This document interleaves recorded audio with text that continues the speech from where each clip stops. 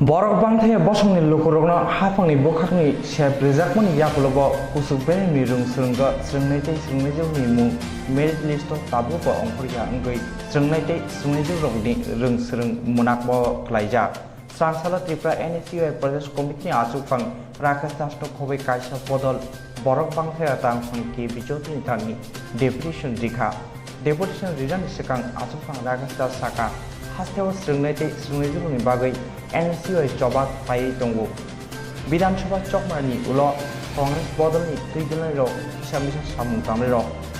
Haba Yakare Samung Yakare Lipano NSUI Borni Samung Tangoina Tongo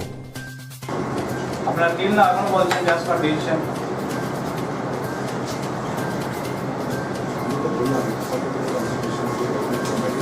ঠিক আছে government আমরা কি বলতে পারবো ছাত্রছাত্রীরা আমাদের কাছে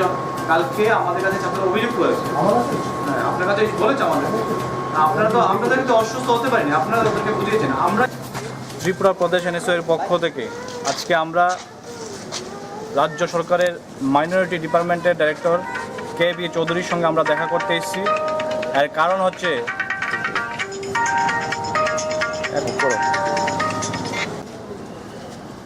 মাইনরিটি ডিপার্টমেন্টের ছাত্রছাত্রীদের জন্য 2018 সালের মার্চ মাসে একটি নোটিফিকেশন জারি করা হয়েছিল যাতে করে রাজ্য সরকারের সাহায্যে উচ্চশিক্ষার জন্য ছাত্রছাত্রীরা পড়াশোনা করতে পারে সেই মোতাবেক নোটিফিকেশন জারি করা মার্চ মাসে হয়েছিল এপ্রিল মাসের 1 তারিখ থেকে ফর্ম জমা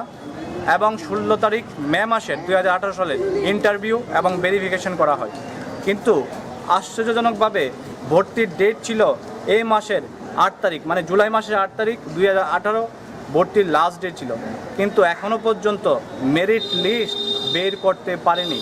যে কোর্সগুলির মধ্যে ছিল বিএড ডিএলএড এবং প্যারামেডিক্যাল কোর্স বিএড ডিএলএড ছিল রাজ্যের বাইরে কলকাতাতে অবস্থিত জর্জ কলেজ ও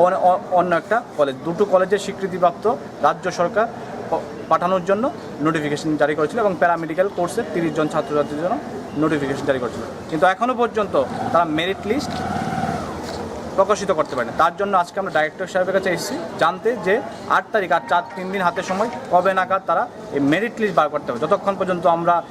সঠিক জবাব না পাইব আমরা ততক্ষণ পর্যন্ত আমাদের এখানে গেলেও আন্দোলন চলবে